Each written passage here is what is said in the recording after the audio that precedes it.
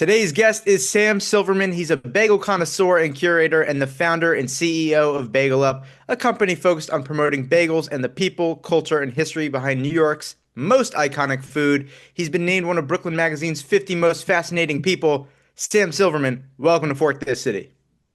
Thank you so much for having me. Excited to talk shop. Okay, so basically, for people who don't know you yet, we want to hear how did you become the bagel ambassador? Tell us everything. Sure. So bagels have always been my favorite food. Like since I can remember, I had a bagel with virtually every meal to the point that my family called me a bageltarian. And after I graduated from Bowdoin College, I grew up in Massachusetts, by the way. I did not grow up in New York Oh, City. So I was eating like bagels from Dunkin' Donuts in the grocery store and Panera, and still it was my favorite food. and Bruegger's So Bagels. and Bruegger's and Einstein's and all the chains that you can find commonly outside of the New York metro region. And I went to school at Bowdoin College in Maine, got a degree in math, got a job at a hedge fund in the New York City area, moved down here, and my first real bagel from Essa Bagel just completely blew my mind. I mean, you can imagine thinking that a grocery store bagel was my favorite food of all time and then having an Essa bagel. It was a revelation. And it sparked this curiosity to find the best bagels in New York. So I spent my weekends traveling to all of the acclaimed shops, just that as a hobby, you know. And along this quest, had a shocking realization that in a city that's had a festival to celebrate every food and culture imaginable, there had never been a festival to celebrate the bagel, which seemed like a complete miss, complete hole in the market. Excuse the pun. And so I had no professional connection to the food. Like I was working in finance, I was working in corporate world, but I started an Instagram account, Bagel Ambassador. Well, that wasn't the name at the time, but I started an Instagram account just to build a network and a reputation within the bagel industry. I mean, a festival is inherently a very community-based thing, and so I knew that I had to develop relationships with the bagel makers and the shop owners and the rollers and the bakers to make a bagel fest happen. And so in 2019, we threw a small event hoping 100 friends and family would show, and we had over 350 strangers come to our venue in Bushwick. The following year, we thought maybe we could double attendance to 700 people. We had over 1,600 people show up. And so at this point, I was like, okay, I'm not the only one who feels this strongly, this passionately about this food. There's clearly demand out there. And so I left the corporate world, started BagelUp, and we've been promoting bagels through social media, through Bagel Fest, through classes, tours, kind of the whole gamut, everything but running a bagel shop. And it was actually on another podcast from Utopia Bagels that Scott and Jesse Spellman introduced. They didn't know how to introduce me. They came up with the term bagel ambassador, and it really rang true because I see my role in the ecosystem to promote and celebrate these extremely hardworking artisans and craftspeople who typically don't get that spotlight shined upon them. So if I'm an ambassador, I'm here for it. I loved it, and it stuck. And yeah, I've been full time Bagel Up for 3.5 years, and we just continue to grow our community. And there's just more and more people making bagels, eating bagels around the country, around the world, and this movement is accelerating. And I think the million dollar question is what actually makes a great bagel, in your opinion? It's got to be boiled before it's baked. That's like the Okay. key step in the like technically speaking in the process that makes it a bagel a bagel. Mhm. The result of that boil is you get this crunchy exterior and a soft, chewy interior. And the textural contrast between that crunch and the chew is what makes a bagel a bagel. Now, of course, it's got to be flavorful, it's got to be fresh, it's got to have the right notes of malt and salt. You've got to use the right flour for it. But if I were to distill it down to one distinct feature, it's the boiling and the crunch and the chew. And I know Okay. Scott is very adamant about the knock test. I've always seen his videos at Utopia doing the knock test. So Wait, that's what's the something I knock do. test? Knock on the outside of the bagel and That's rip. and you can hear that crunchy outside. Like literally, like you can knock on it and then you open it and you see how soft and fluffy it is on the I see. inside. So you need to have that contrast there. Exactly. And I relate to you because I grew up in South Florida where we didn't have good bagels. So when I would visit family in New York and New Jersey, I was like, oh my goodness, this is so much better. So moving to New York City to have access to all the bagels is such a big deal. I mean, it's really a reason to move to New York. If you have nothing else, is like come here for the bagels, I guess for the pizza too, I was and gonna the say. rest of your life will figure itself out. And I was in grad school in Boston, and I made the assumption that the bagels there were going to be the same as New York and New Jersey. Boy, was I wrong. They were horrible. Yes, it's really something distinct to the New York metro area. And I'll include New Jersey and Long Island Yeah. in that. No Connecticut. Little bit As a Connecticut, Connecticut native, maybe I'm a not really Fairfield County Connecticut. native, and I feel like I wasn't cheated out of that. Like I had good bagels growing up, for sure, in my Okay, opinion. so all right, so we'll say Questionable. Fairfield, no Yeah. known further north than Fairfield County. Yes. But there's actually I've been studying the history of this food and how it kind of arrived as this emblem of New York City. And there's a history behind the bagel's creation as a Polish Jewish food in tracing as far back as the 17th century, so over 400 years ago, was brought here by Polish Jewish immigrants who formed a union to help standardize and improve the lives of the bagel makers. And they've passed that skill down from generation to generation. And so the reason that the bagels are so good here is because we have this history and this culture and this heritage of highly skilled artisans that literally like most of the bagel makers today can trace their knowledge and skills directly back to that union. And for whatever reason, like just the density of that labor pool didn't make its way to Boston or to other areas kind of outside of this New York metro region. The Jewish community settled down here, and it's just been kind of here until the last 20-ish years when the internet came along. And now this information that used to be held secret by the union has been democratized, and we're seeing the spread of artisan bagelry in many more places than was previously true. I have a question for you about that. Do you think it has to do with the water? Because I don't know if that's a myth or fact, and I want to hear your opinion on this, and I'll tell you why. Because in Florida, I don't know if you've heard of it. It's called Brooklyn Water Bagel. And their whole thing is like when you walk in, you see behind the glass, there's like the tanks that is supposedly changing the water to make it New York water. However, they claim to do that. And I think their bagels are not that great. But that's their whole thing. Like it's New York It's bagels. a shtick. Yeah, what Yeah. is your opinion? So, what's true? Let's just start with the facts. Okay. New York has a very soft water, which means it's low in mineral concentrates. So, when you go to bake it and the water and the flour mixes together, the gluten can develop in a really nice manner. That's ideal for baking. If you have a hard water, like you do in Florida, which I've heard people refer to the water in Florida as water with pulp, okay, then it's high in minerals that can interfere with that gluten development process and can make it difficult to create a great bagel. Now, that's just like the science and chemistry side of things. Mhm. The subjective part, well, is it really the New York water that is the secret ingredient that makes our bagel so great? My professional opinion is no, it is not. It's super helpful that we have a soft water in New York. It makes it easy for a skilled baker to make great bagels, or easier than it is in Florida.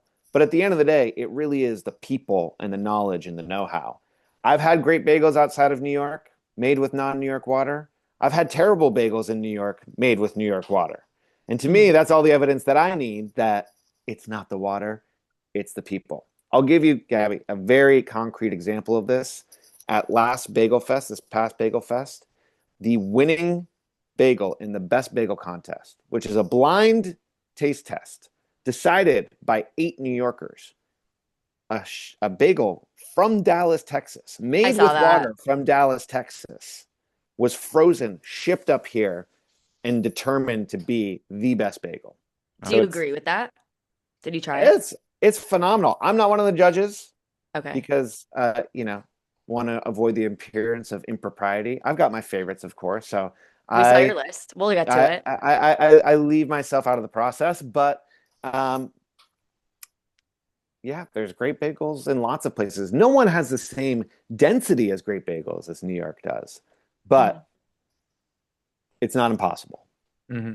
I want to Got it. take it back to when you kind of started this business. I want you to tell us a little bit more about your bagel making class, the tours. I know you consult with some businesses that are thinking about starting a bagel shop. So was there a moment when you realized like this is actually something people want? And then kind of how did you continue to scale that? Yeah, so Bagel Fest was like the proof of concept of like, okay, there's excitement, there's community, there's professional commercial interest in this. Like we had sponsors reaching out because they wanted to sell to I was like, okay, there's like something here. Enough so that I quit the corporate world. And then it was just been a process of discovery and figuring it out. My very first thing that I did after the third annual Bagel Fest, at which point I had no corporate job to go back to, was copy Scott's Pizza Tours. Do you guys know Scott? Scott's Pizza No. Tours? So he is the OG pizza tour guide in New York City. He's been running pizza tours here for over, it's got to be 12, 14 years at this point. And I realized there's a pizza tour. Okay, the two New York City foods that you think about, pizza and bagels. Mhm. Hmm. So there had been no Bagel Fest. I saw Scott's tour. I saw that there was a pizza tour and then realized there was no bagel tour. I was like, all right, well, Scott's made this work. I'm going to just copy him and All figure it right. out. And so I started with the tours. And it was several years of running these tours 100%, a solopreneur, so to speak, where I was doing everything. I was out, I was running every tour, I was talking to every person, understanding why they wanted to book it, what they were looking to get out of it, what motivated them to come. And what I discovered was that a lot of people were actually interested in the bagel making process more so than the tastings themselves. And that led to this idea to start a bagel class because guess what? There's no bagel class in New York City as well. There's so many food classes, there's so many cooking classes. How is there not a bagel class? And over the course of 6 months, it took a while, but I found a venue to operate this out of Bagel Market, which is still our partner today. And the owner, Jimmy, has been so generous and such a great partner. And Bagel Market are one of the most underrated shops, I think, in New York. And so he wanted us to be there to help tell their story. And then two, an award-winning baker, Riva Castellenti, who is still an award-winning baker and a bread consultant today, and kind of put these pieces together and have been running bagel classes for close to 3 years now. And they're, out of everything that we do, they're my favorite because it's so hands-on, it's so practical, and it gives people the opportunity to develop this skill and take that skill back home wherever they're coming from. And we get people from all over the world who take this class. And I'm so tickled that we're teaching people how to make bagels and then they're returning home to India or Grenada or California or whatever, and they're introducing this food in a really high quality way to their families and their friends and their communities and continue to spread the bagel love. Yeah, I that love makes a that. lot of sense. That's cool. So if Yeah. they have amazing bagels in India, we will give you credit maybe in the future. Okay, wait. Honestly, this might be a really like basic questions. What is Bagel Fest? I've seen it on social media, but is it basically just a million vendors come and you try all the bagels, or is it more than that? And then also I want to add on to that because I have more questions. How do you decide which vendors are there? Is it just kind of an application process? Do you have to taste the bagels first Oh, before good they question. come? All those kinds of things. So, Bagel Fest is the world's biggest celebration of bagel culture. And it's a full weekend of activities, tours, classes, workshops, talks, events. But the main event, Bagel Fest itself, is a competition between the best bagel makers in the world. So we curate 25 of what we believe to be the best of the best. And they're a mix of folks from New York and around the country and around the world. We've had shops in from Australia and Portugal, Montreal, Madrid, Denmark, California, Seattle, Chicago, like everywhere. How it works is as an attendee, you get to walk in and sample bite-sized creations from each of these bagel makers. And so they're putting forth their signature offering that's going to differentiate them from everybody else. So you get to taste the bagel, you get to taste the cream cheese, the topping, like whatever their heart desires. And at the end of the event, you're voting for your favorites. And that helps determine our People's Choice Award. So not everybody can participate. We have a set of criteria that we look for. First and foremost is the quality of the bagel. And sometimes we do ask them to ship their bagels to New York so our team can actually taste it and evaluate it on the technical aspects of it, from the crust to the crumb to the size, the taste, all these different things.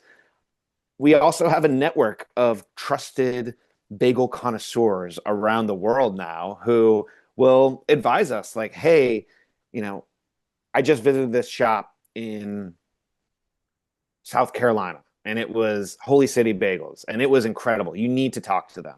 And so we'll initiate that conversation and figure out, are they going to be a good fit for the festival? And turns out they were, and won an award for Schmear of the Year. And so it's an interesting mix of like, we're constantly trying to identify and highlight and celebrate those, like, cream of the crop, and invite them to be a part of our community. Sometimes it works, sometimes it doesn't. Sometimes people reach out to us and it's great. And sometimes, hey, not this year. You need to get a little bit, we need to see a little more growth in these areas.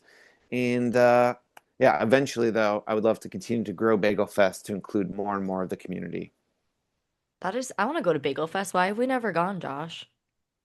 It's been I don't around, know. like it's been around since we've been here. Okay, we'll be there next year because I think that would be fitting, and I want to try all the best bagels that you think are worth trying. And it's not just bagels, it's everything bagel adjacent. And it's really a So are we celebration getting of a New York flagel? food culture. Not just flagels, I'm talking like smoked fish, cream Love it. cheese, Oh, coffee, wow. seltzer, donuts, halva, like bagel art. There's Cool. the creativity knows no bounds. We have bagel rolling competitions, we have activations, I mean, it takes place at City Field. So we Yeah. have stadium tours, we have Mr. and Mrs. Met making You're talking to the appearances. biggest Mets There's fan on the planet here, so say Okay, less. all right. Well, you gotta be there. It's I funny. I will. have I have a friend who's also a huge Mets fan, and like after Bagel Fest, he said nothing about the bagels and just everything about the stadium tour and how awesome that was. Yeah, And I was like, it's the best venue. I love going there. Any excuse to go there, I'm there. Like I just want to be in the stadium at all times. If I could live there, I would, but then that'd be hard to get to for work, so maybe not. It's you funny gotta you just mentioned go. bagel art because I don't know, Josh, if you've seen this, but like a lot of my family members, including my parents in like White Lake, Sparta, New Jersey, their lake houses, all have the same bagel art. And it's like a stack of like six bagels, and they are all so obsessed with it that like multiple of my family members have it. And I don't have bagel art, so I kind of wanted to go to Bagel Fest to explore that too. Yeah, my favorite, Katie B cartoons. She does these very punny cartoons that are all like bagel and New York themed. Those are great. This year, the folks from Dutchman's brought me a crocheted Wow. bagel, a positive bagel here to keep Love it. spirits up, even in the midst of the chaos that is a 2,000 person event where everyone gets fed and everyone has opinions. So, yeah, the creativity is off the charts, and you will absolutely find some fun keepsakes and art to take home as souvenirs. Yeah, that's what we need, obviously. I already know some of your fun facts because I did your bagel class last year with my cousin and we loved it. And it's funny, I have to bring this up. I know Josh might be like, why is she bringing this up? I'm the most punctual person ever. And I remember being really late to this, and it still haunts me to this day because I missed the like drink with like the seeds on the Mm, glass. the And everything but the bagel bubbly. Yes. yes. And I loved that class. And there's two things I need you to speak to about that class. I I'm sorry if you like to save this for people who do your class, but I know you have a fun fact about the egg bagel. And I remember this about like the protein stuff. My brother doesn't believe me because I told him this, and that's his go-to order because he's like obsessed with the gym and Can you Sure. please clarify this to Ben Martin that it's not what he thinks it is? Okay, Ben, I hate to break this to you, but it's not the egg yolk that makes a yellow bagel from the egg bagel. Okay, the egg bagel's yellowness is derived from food coloring most often. Sometimes turmeric, sometimes other, but and some egg bagels don't even have eggs in them. It's really just Listen, Ben, he told me it has yes. an extra one, and then he like looked it up on Chat GPT, and Chat was like, "Yeah, there is an extra egg." So we kind of got into it. So I'll say it depends on the shop. Like I'm not gonna generalize and say no egg. Like sure, there are eggs in many egg bagels, but not all. So you got to do your own research. You got to talk to your local shop. And honestly, I don't know a good way to get them to tell you the truth because they're gonna say there's eggs in it no matter what. Mhm. So I would take an egg bagel and a plain bagel side by side and do some very detailed, meticulous taste testing to see if you can really tell a difference between the textures and the taste. He made me try it. I will say it was sweeter. Okay, But so I mean, I don't know. It's possible the his go-to bagel shop is one of the good ones that's using eggs. questionable. Okay. And then the other fun fact I like that you shared was about the size of the bagel. That's the only Yeah. other one I would like you to share. Yes, so bagels traditionally, like 50 plus years ago, were about 2 or 3 ounces in size. Like this big, but this day and age, like they're huge. They've tripled. They're 6 or 7 ounces on average. They can even get bigger than that. Why?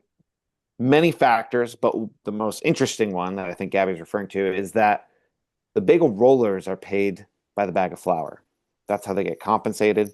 And so they quickly figured out that the easiest way to get through a bag of flour is to roll bigger bagels. You have to do less work if you roll bigger bagels. So over time, the bagels in New York have gotten larger and larger and larger as the rollers have essentially given themselves a raise, which has also just fit in with America's culture of supersizing everything and gave consumers the perception that they were getting more bang for buck when like the actual food cost from the bagel shop side is extremely minimal to triple the size of the bagel. So it's a whole confluence of factors, but yes, the compensation of the bagel rollers is a very unique thing within the food world. Have you ever considered opening your own bagel shop? I have so much respect for, obviously, so much respect for everybody that does run a bagel shop. And I've seen enough that I want to do it. It's hard, it's really difficult. Dealing with the public is Mhm. difficult. And I'm not going to say it like maybe someday down the line, and I would partner with someone who could operate it and I could be the marketing spokesperson sort of thing. But as the ambassador, I think it would muddy the waters if I were to somehow compete with these people that I'm promoting. So, Mhm. Right. just to keep things clean for the time being, no bagel shop in the future. It's a lot of work, I will say. It's so much. It's like unbelievably complicated. There's so many moving parts, and that's true of every restaurant, but bagels in particular are their own beast. And it takes a special person to run that operation in a successful way, year in and year out, and scale it to a level that they want to. So, mad respect, not for me at this time. I understand that. And I mean, our podcast, basically, the story of it is that I have my food account where like I was doing a lot of collaborations where I couldn't be honest. I mean, I still run it. It's more just like promoting places. Fork This City is like more negative than positive. I would say we're honest and transparent. That's actually the terminology we use. Well, a lot of it stems from, I think, my belly reviews Yes. because I'm very passionate about good service and good food. And I find that a lot of the times it hits the mark, especially in New York for some reason. Like the spectrum is so large. Like you have really excellent and really, really bad. And sometimes for me, like the middle ground isn't really there. but I would write these belly reviews and I'd be like, oh, this stunk, this stunk, this stunk, and that's kind of the origins of Fork the City. Is like we're both pretty honest, and let's kind of let it rip on a podcast instead of just writing belly reviews. And to tie back to Sam's point, that's why I will never open a restaurant because there's people they have to deal with like us who are like Yes, going to yes. the restaurant and we're like industry kitchen. They know at this point we are never going back there, Oh but we yeah. we rip them apart and I think people love it. Like people are The thing messaging is, us, thank you, but I don't want to deal with that personally the, as a restaurant owner. the thing is, I want to champion restaurants. Like I never want to, a lot of these are small businesses. Like I never want to tear small businesses down, and I think that's like not a misconception of the podcast so far. Is like it's never my goal to be overly critical of like a mom and pop shop. That isn't what I want to do. Like I never want that their life's work to be dismissed because I'm like, oh, this was terrible. Um, but I feel like so many of these food influencers nowadays are just they're not honest. Like this place was great, this place was great, this place was great, I and was it gets to doing the point where that. I'm like, it gets to the point for me, like I follow a lot of them and I'm like, did you even like it? Like a great example, not to blab, but Wait, be diners, careful drive-ins, what and you say, dives. No, no, no. Josh. I'm just Do talking not about use names. I'm talking about Guy Fieri, diners, drive-ins, and dives, and he's talked about this Okay. outside of the show. Is people ask him all the time, "Do you really love all the things that you try?" And he's like, "No, of course not. I don't." And that to me really stuck with me because I'm like, you're being very positive on the show. You say you love everything, but that just can't be the case. So They do. I know with Guy though, they vet the restaurants that Yes. they visit like extensively. Actually, Starship Yes. Bagel was featured on Diners, Drive-ins, and Dives, and so I got a little behind the scenes peek into how that whole process went down. And like, there is an extensive vetting process to make sure that maybe Guy doesn't like every single thing on the menu, but like Hmm. overall, he's going to have a positive experience with so that restaurant he's that he only visits. But showing. I do agree with you guys that this like no one's gonna believe you if all you say are positive things. Like you have to be honest and you have to be transparent about your experience. At the same time, my default position is that everyone's just trying as best they can. And Hmm. like constructive feedback is a good thing, can be a good thing for sure. But yeah, it's a very delicate balance and it's like a weird thing in this social media age. If you have the time, listen to our industry kitchen episode. Okay. And yeah, but the thing is, people are so appreciative because don't you hate when you go somewhere because of the hype and then you're like, this is bad? That influencer duped me. I think the solution is just don't go to any hyped places, Disagree because right? we didn't talk about pop-up bagels yet. I will fight for them tooth and nail. Okay, So fair. that's the thing. And we liked salt hanks, right, Josh? Like that was I hyped. did like salt. We The thing is, liked it. French dip that never like really like speaks to me that like it was great. I thought it was really enjoyable, but like waiting in line for an hour in the freezing cold, I don't need to do that again. We're never doing that again, honestly. But we have a few more questions for you, and then I want to get into your list, and then we're gonna go Sure. at it, Josh and I, a little bit. What is your bagel order? And to make this question a little more complex, what was your bagel order like as a child when you were eating it at Dunkin', and has it changed over time as you've moved to New York City? Yes. Go to my litmus test. So I want to judge every shop by the same standard. So I Fair. always get an everything bagel, scallion cream cheese, not toasted. That's my baseline. Okay. Usually when I'm going to a new place, I'll get three bagels. I'll get that. I'll get a plain bagel on its own, dry, just so I can evaluate like My dad the does that. bagel. And then I'll also ask for whatever their signature sandwich is. So I'll let the employees, the manager, whoever it is, guide me to what it is. Sometimes that's just a classic lock. Sometimes it's something a little more funky and inventive and unique. But that's kind of like the spectrum if I'm going to a new place that I want to evaluate them on.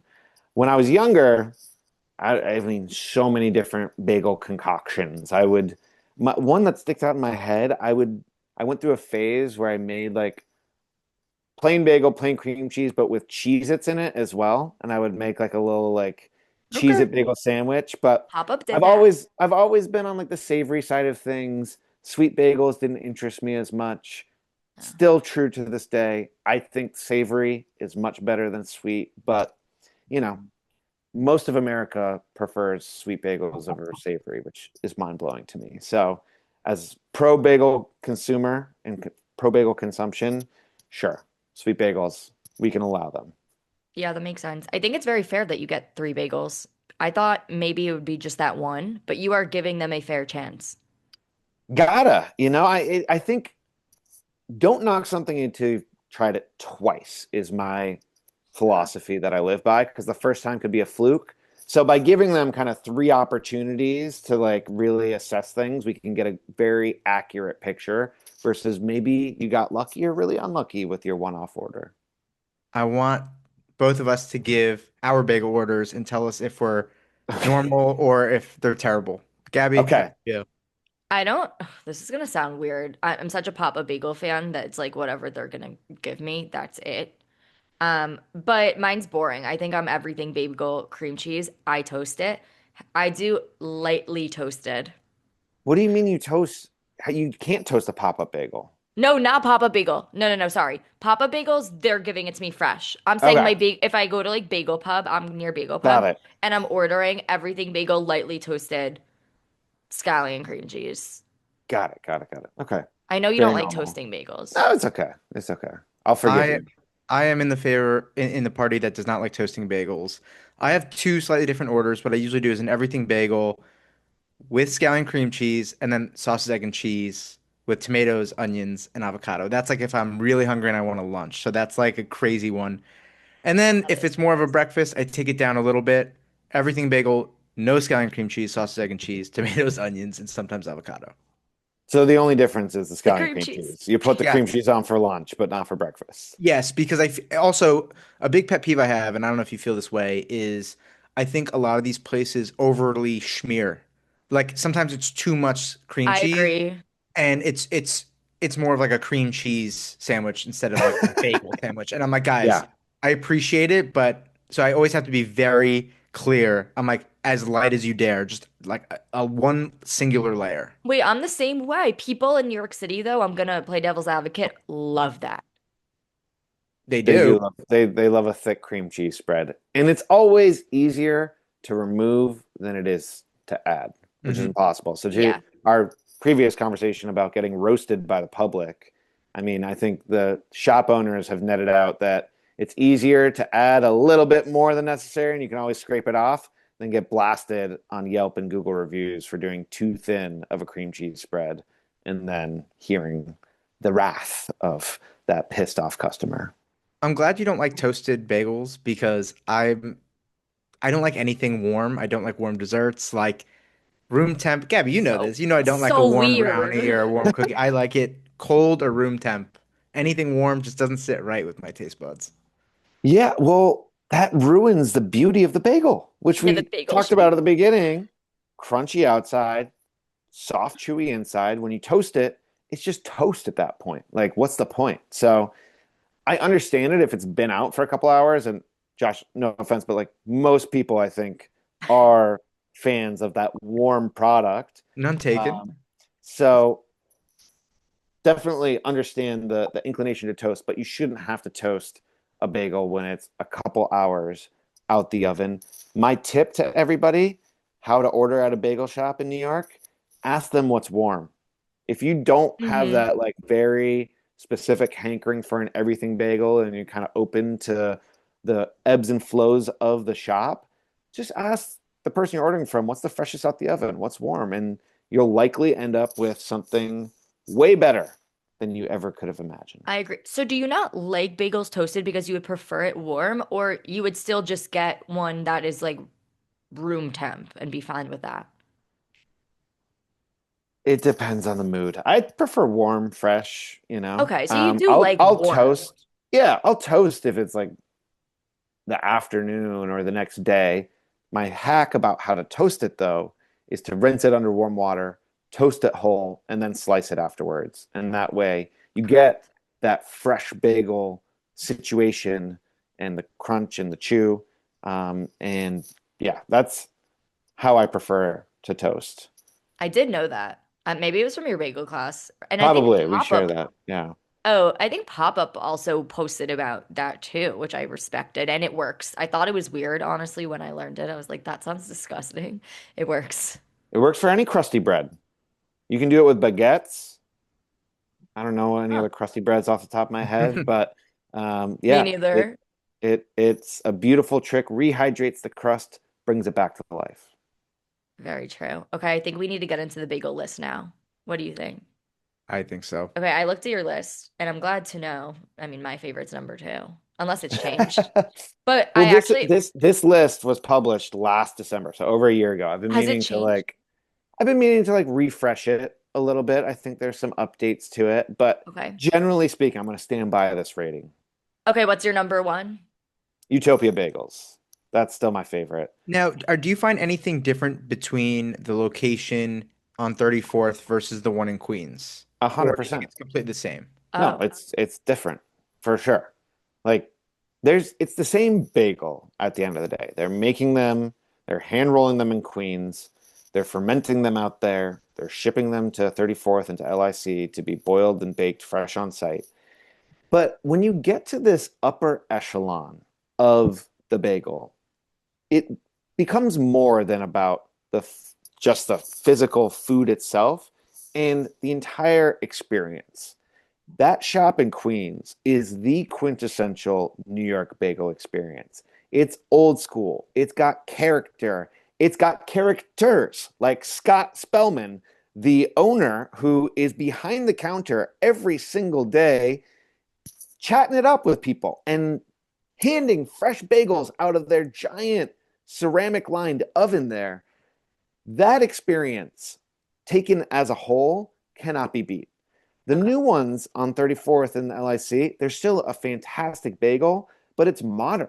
It's like they were brand new locations, and it doesn't have the same old school charm and character that the original one on Utopia Parkway does. That Still my makes me favorite feel bagel though. better because I was looking at my phone to see my belly review of the one on, did you say 34th? Yeah, Yeah. 34th and It got a Lex, 7.4 for me, which isn't bad, but I'm glad that the original, is supposed to be better. the OG, Okay. can't be beat. Okay. Utopia used to be at City Field. They were in the food truck up on the Coca-Cola corner. Miss those days when you could get that during a game. They Did you, were. did you get a bagel during a game? That sounds a little weird. Yes, I don't know if you know this, Gabby. I don't believe in like the typical chicken tenders and fries at baseball games or a hot dog. Like I've never had a hot dog at a baseball What game. do you I think believe in? that's well, City Field's known for their food, so you can get some insane things there. I usually get like the General Tso's tender basket with the cheesy tater tots. There used to Hmm. be a blue smoke at City Field. A lot of options, a lot of options. I wouldn't know, to be honest. Okay, so Utopia's number one, and then you said the original was in Queens or Brooklyn? Queens. Queens. Queens. That sounds far away. Where is Apollo on your list? 13. Apollo's jumped up from, so I think in this list I published last December, they hadn't even been around for a full year yet. And I think so it it was was hard to, 13 on I, your list, yeah, it was 13. They maybe. were maybe 6 or 7 months old. And I'm always a little wary of these places that, have this meteoric rise. I'm like, are they really going to sustain this or is it going to Mm. fall off? Apollo has proven that they're here to stay and they're not going anywhere. So, as I'm redoing my rankings, they'll definitely be top 10, probably top 8. Wow. Um, so they've jumped up quite a bit. But I do have to say it's a completely different bagel Yeah. than a traditional New York bagel. And it in fact requires toasting. An Apollo bagel, Josh, have you tried the Apollo bagel just on its own, not in Yeah. sandwich form? Yes. Yes. A With plain like everything plain? bagel. Yeah. I haven't, no. Yeah. So one just opened by my office and it's empty. So there's no line and you don't have to deal with waiting 45 minutes. And that is Don't what is tell so great. everyone. I know I need to gatekeep it a little bit, but we were able to get more bagels because I didn't have to deal with like moving the line along quick. But what'd you think of it when you had it on its own? I didn't think it was as special as when I had the sky and cream cheese, the onions, and the tomatoes and the olive oil. I Hmm. think that's kind of what makes it. Hmm. Hmm. I Yeah, agree. I totally. And like, it's a sourdough bagel. Okay. I call it California style because there's that emphasis on the aesthetics of it, the Mm. open face sandwich, the beautiful sprigs of dill and the drizzle of olive oil. Like it's so much more about that holistic experience than the typical New York bagel shop, which is prioritizing convenience. They want you in, they want you out, and on your way to work or on your way to school, wherever you're going. Um, So Apollo is good, but it defies what we know to be true about classic New York bagel. For the Wicked fans, it defies gravity. And to be honest with you, the first time I had Apollo Bagel, I had nothing good to say. I thought I didn't know it was sourdough, which does that make it crunchier? It makes it, if it's not toasted, it makes it chewier. And Okay. Huh. if it is if it is toasted, then it will make it crunchier because it has more like air bubbles and air. It's got an open crumb, so it's not so dense, and so when you toast it, you get these kind of you get a lot more crunch out of it. Interesting. So I thought it was burnt. Like when I took my first bite, it's overly crunchy, but now I realize that's why people like it. I was like, wait, this is not how I like, Papa Bagels. It's like soft, mushy. It's like a little crunch. I bit it and I was like, this is burnt. Like, I think something's wrong with mine. And my friends, I was splitting a few of them with them, and they were like, no, this is why it's so amazing. However, I gave it another chance, taking your feedback, and I actually like it now. But maybe my first experience was just different. I don't think I've had that like burnt taste again, but it's definitely crunchier. I just don't want to wait in line for a bagel. Like I'll wait in a regular line if I'm inside, but waiting 45 minutes, especially the one on what is it, 10th and 1st, there's just no way I'm going to do that again. I No wait on chance. lines. I It will say. that ruins the experience. You shouldn't wait online for more than 45 minutes for anything. Yeah, I think. Oh, yeah, 45 is a good cutoff. I agree, but I've definitely waited the 45. And it better be damn good if you're going up to Yeah. 45 minutes. Yeah, you're right. So now, okay, can we talk about pop-up bagels now? Yes. That This is was this is the number two. pop-up bagels ambassador right here. They honestly, yeah. Well, they were number two on your list, so now I'm like, is that about to change? Because that's the vibe I might be getting. I, if so, not a whole lot. Pop-up holds a special place in my heart. They're a Same. two-time winner of our Best Bagel Award at Bagel Fest. They won in 2021 and Wow. 2022. I've been tracking their journey since, before they blew up. And I would like to say, I think we played some role in helping them establish this presence when they came in 2021 and beat out places like Utopia and Bagel Boss and Black Seed and ESSA for the Best Bagel Award. Um, on our tours, we frequently stop at Pop Up, and there's so much controversy around it. Is it a bagel? Is it good after it cools off? Like, here's the I've heard fact. that. Here's the fact. Here's the deal. I've seen more people their eyes just light up taking a bite of a pop-up bagel than any other bagel that I've brought people to on tours for my entire career. And for that reason alone, I have to like the pop-up bagel is a great bagel. It just is. So Agreed. love or hate them, they're here to stay. They've got a genius business model, and Agreed. I'm excited to see them expand and bring this amazing creation around the country. My big fear is will the quality maintain as they scale? Wait, I could speak to it a little bit, but people keep making the joke like they're popping up everywhere, no pun intended, right? They are everywhere, and that does scare me. I also think it'll make it less special if there's one on every block. But I went to the one in Florida. They just opened Del Rey, and I will say the quality was exactly the same. So I'm gonna give them props to that because I was super skeptical. And I'm glad to hear that. me too. And like Bagel Boss, Bagels with, I don't know if you know those like Long Island shops are all moving to like South Florida area, and it's never the same, but pop-up was. Incredible. Good. Well, I still would like to see them do like an experiential shop with Oh, breakfast share your sandwiches. idea That about the was my eggs. idea on a previous episode was they should do like some really cool concepts with egg sandwiches. I don't know what that looks like because I don't work in the restaurant industry, but I think it'd be cool to do like almost like a Starbucks Reserve, like a one-off location, mhm. a bigger location in New York where they have like all the dips and cream cheeses and butters they've ever put out Oh, all in one smart. spot. I think that would be really cool. I don't know how they would do it logistically, but that'd be cool. Not to bring up my brother again, but like he's one of those people that wants the egg sandwiches. And I think a lot of guys do, just from my own anecdotal experience. I don't know if that's true for everyone. And I think that's where pop up I get it though. The line moves super fast. You order online, they hand it to you, you go. But if they could open that one pop-up experience with that, I think it would hit.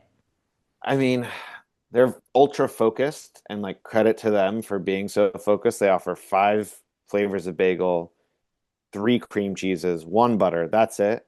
And that's what's enabling them to scale like this. Hmm. Maybe after they've opened 300 locations across the country, they'll be ready to consider the pop-up mecca.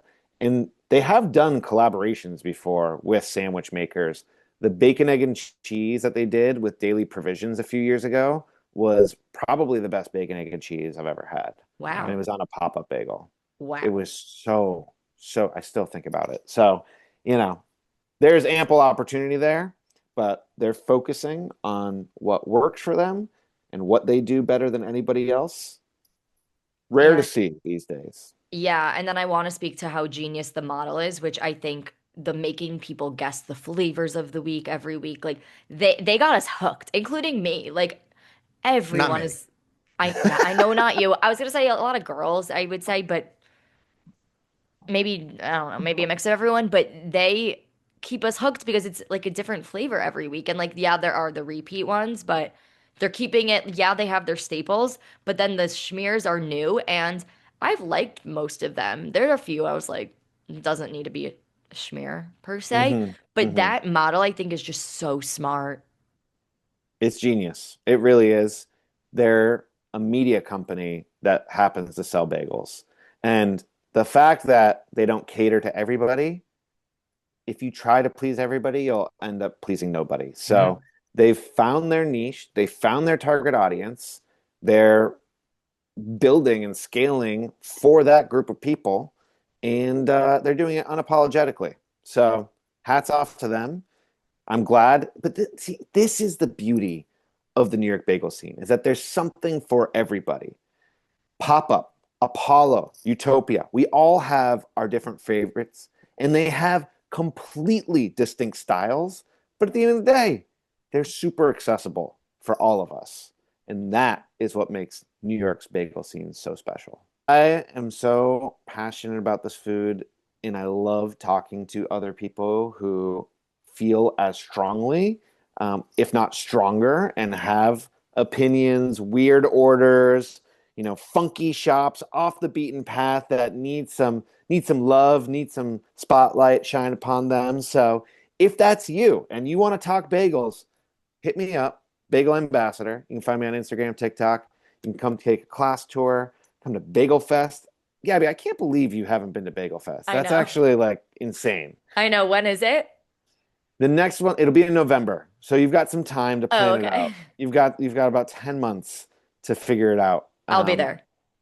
But it's the most fun day of the year, and you will roll out of City Field if we can get Josh out of City Field. He might go into hiding I don't know. I mean, somewhere.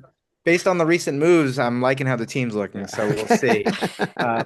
for those who are listening, we will link out everything that you need to know about Sam in the episode description, in our social platform, Instagram, TikTok, all that. Sam, thank you so much for joining us. Gabby, any last words? This was so fun. Thank you for Yeah, this was coming. awesome. Well, guys, no matter what, keep on rolling.